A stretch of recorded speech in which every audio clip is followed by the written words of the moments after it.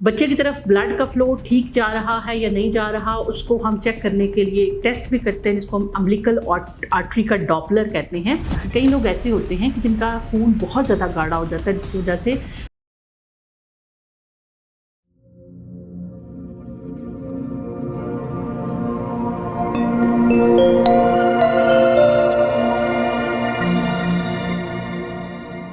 जी अस्सलाम वालेकुम, मैं हूं डॉक्टर नाइला, कंसल्टेंट गायनेकोलॉजिस्ट और इनफर्टिलिटी स्पेशलिस्ट गायनी सॉल्यूशन के फोरम से। वक्तन आपकी इन्फॉर्मेशन, एजुकेशन और अवेयरनेस के लिए, वीडियोस के लिए टाइम निकालती रहती हूं।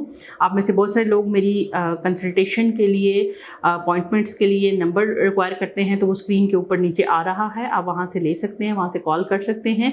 इसके अलावा मेरा जो क्लिनिक हॉस्पिटल है वो गुलबर्ग मेडिकल कॉम्प्लेक्स लाहौर के अंदर सिचुएटेड है। आप गूगल के ऊपर मेरा नाम लिखेंगे तो लोकेशन आपको जो है वो शो हो जाएगी। आज हमने बात करनी है कि हमल के अंदर जो एस्प्रिन है उसका क्या इस्तेमाल है। एस्प्रिन मुख्तलिफ नाम से आती है, डिस्प्रिन के नाम से भी आती है, लॉपरिन के नाम से भी आती है, स्कार्ड के नाम से भी आती है। तो हमल के अंदर ये बहुत ज़्यादा एक फ़ायदेमंद दवाई है, क्योंकि हमल के अंदर ब्लड प्रेशर जो होती है उसकी जमने की सलाहियत ज़्यादा हो जाती है, यानी खून गाढ़ा हो जाता है। उसकी वजह ये होती है कि नेचुरली पीरियड्स बंद होने होते हैं और वो सारा ब्लड रीडायरेक्ट होना होता है टुवर्ड्स द बेबी, तो इसलिए थोड़ी सी जो खून होता है वो प्रेगनेंसी में गाढ़ा हो जाता है। कई लोग ऐसे होते हैं कि जिनका खून बहुत ज़्यादा गाढ़ा हो जाता है, जिसकी वजह से मसाइल बन जाते हैं, बार बार बच्चों के मिसकैरेजेस हो जाते हैं, ग्रोथ में मसले मसाइल आने लग जाते हैं, बच्चे का वज़न कम हो जाता है, जिसे IUGR इंट्रायूट्राइन ग्रोथ रिटार्डेड बच्चा कहते हैं। खून गाढ़ा होने की तरह से, चूँकि बच्चे की तरफ खून नहीं जाता, इसलिए बच्चे का पानी कम हो सकता है, यहाँ तक कि बच्चा पेट में फौत भी हो सकता है। तो इन सारे जो मसाइल होते हैं उनके लिए एस्प्रिन का इस्तेमाल बेहतर है।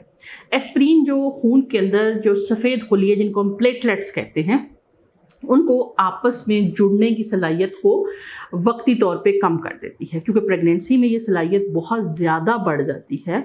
तो इसलिए जब ये हम एस्प्रिन देते हैं तो प्लेटलेट्स के ऊपर जो रिसेप्टर्स होते हैं उनको ये ब्लॉक कर देती है, इसलिए जो खून बहुत ही ज़्यादा गाढ़ा हो गया होता है उसकी जो विस्कोसिटी है उसमें कमी वाक़या हो जाती है, जिसकी वजह से बच्चे की तरफ खून का जो बहाव है वो कॉन्टीन्यूसली जारी रहता है।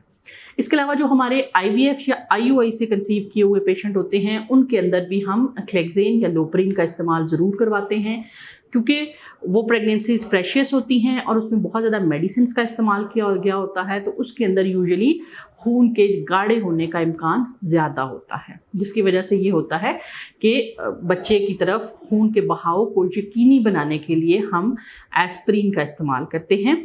और बहुत सारे लोग इस बारे में मिथ समझते हैं कि शायद एस्प्रिन या लोपरिन लेने से ब्लड प्रेशर कम हो जाता है। ऐसा बिल्कुल नहीं होता है, क्योंकि देखा ये गया होता है कि जो दिल के मरीज़ होते हैं या जिनको दिल में वैल्व होते हैं उनको यूजुअली डॉक्टर या ब्लड प्रेशर या शुगर के मरीज़ों को जो है वो लोपरिन ऐड कर देते हैं। तो लोग समझते हैं कि शायद ये ब्लड प्रेशर की दवाई है या शुगर की दवाई है, तो ऐसा बिल्कुल भी नहीं है। दरअसल ब्लड प्रेशर और शुगर के मरीज़ों में भी मसला वही होता है कि उनका खून गाढ़ा हो सकता है। खून गाढ़ा होने की वजह से खून अगर किसी नाली में जम जाए, फॉर एग्जांपल अगर वो दिमाग की नाली में जम जाता है तो फालज का अटैक हो सकता है, अगर वो दिल की नाली में जम जाता है तो हार्ट अटैक हो सकता है। तो इस चीज़ को प्रिवेंट करने के लिए उनको लोपरिन दी जाती है। जबकि हमल में जो लोपरिन दी जाती है वो इस वजह से दी जाती है कि जो नाड़ बच्चे को खून पहुँचा रही है, यानी अम्बिलाइकल कॉर्ड जिसको नाड़ू भी कहते हैं, उसके अंदर खून का क्लॉट ना बने और बच्चे की तरफ खून का जो बहाव है वो मुतवातर होता रहे, क्योंकि खून वो वाहिद ज़रिया है जिसके ज़रिए से बच्चे तक न्यूट्रिशन जा रही है। ज़ाहिर है माँ के पेट में बच्चे तक जो खुराक पहुँचाने का ज़रिया है वो ब्लड है। अगर ब्लड का फ़्लो मुसलसल रहेगा तो जो है वो बेहतर रहेगा। बच्चे की तरफ ब्लड का फ़्लो ठीक जा रहा है या नहीं जा रहा, उसको हम चेक करने के लिए एक टेस्ट भी करते हैं जिसको हम अम्बिलिकल आर्टरी का डॉपलर कहते हैं। ये यूजुअली रेडियोलॉजिस्ट करते हैं, और जिनकी बैड ऑब्स्टेटिकल हिस्ट्री होती है उनको हम 7वें महीने में ये के एंड पे या 8वें के शुरू में अगर ग्रोथ के अंदर कोई कमी बेशी लग रही हो तो हम ये टेस्ट करवाने का कहते हैं। और ये मसला हो ही ना, उसके लिए लोपरिन का इस्तेमाल यूजुअली हम शुरू करवा देते हैं। तो उम्मीद है लोपरिन, एस्प्रिन या डिस्प्रिन के ऊपर जिस भी तरह के आपकी कन्फ्यूजन्स थी वो बेहतर हो गई होंगी। तो मिलते हैं इंशाल्लाह नेक्स्ट किसी वीडियो में, तब तक के लिए अल्लाह हाफ़िज़।